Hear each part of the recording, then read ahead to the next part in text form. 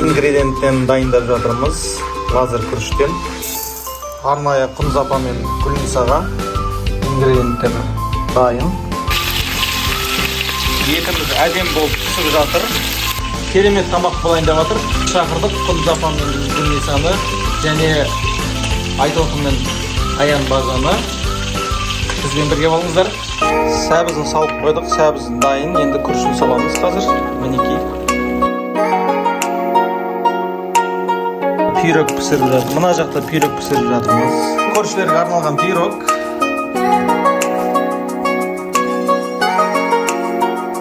Пицца келді.